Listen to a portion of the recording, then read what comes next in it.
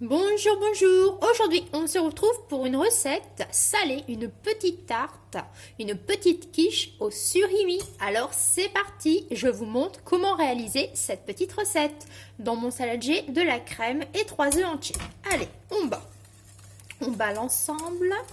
C'est une petite quiche qui peut plaire aussi aux enfants. Le surimi, le plus souvent, c'est un goût apprécié des enfants.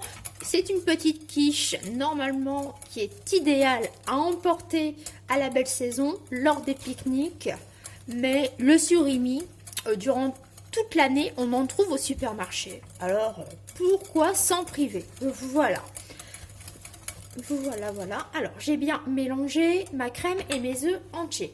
Je vais venir saler un petit peu de sel, un petit peu de poivre du moulin. Voilà.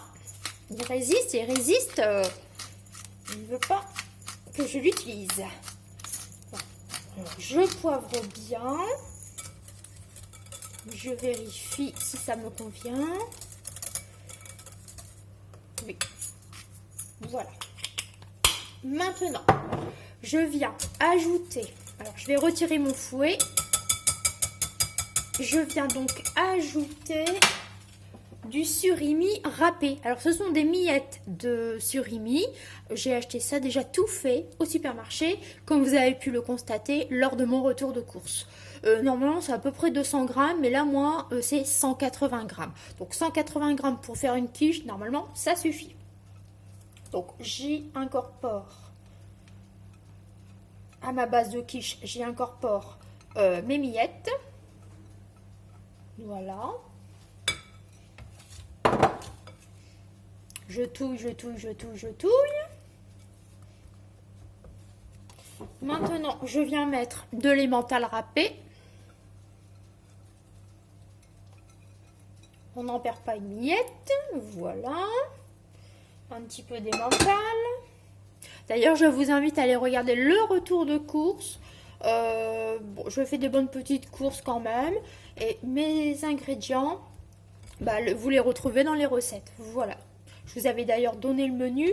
Et les recettes que j'ai citées, mais qui ne sont pas encore sur la chaîne, eh bien, je vais vous les partager. Si elles ne sont pas référencées, même si tout le monde les connaît, je me dis comme ça fait un petite vidéo. Quand on n'a plus d'inspiration, ça peut toujours aider quelqu'un. Voilà. Alors, et à cette petite préparation, je vais ajouter du maïs. Moi, j'adore manger du maïs. Et voilà, c'est pareil, en conserve, on en a toute l'année. Donc, pourquoi s'en priver? J'incorpore ainsi mon maïs et ma préparation. Mon appareil à quiche est terminé. Alors maintenant, c'est très simple.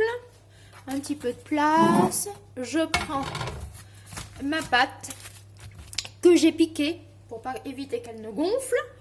Et j'y incorpore, j'y déverse. Youhou!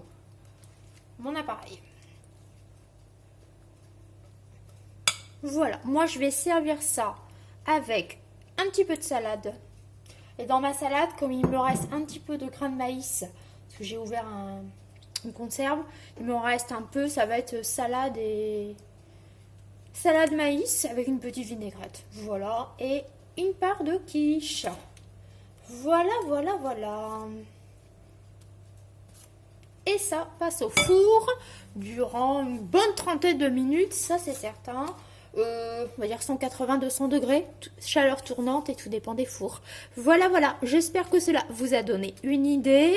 N'hésitez pas à la reproduire et n'hésitez pas à modifier la recette avec un petit peu de moutarde, un petit peu d'herbe fine, etc. Vous avez la base et après, à vous de jouer. Allez, je vous laisse, prenez soin de vous et à la prochaine pour une petite recette gourmande.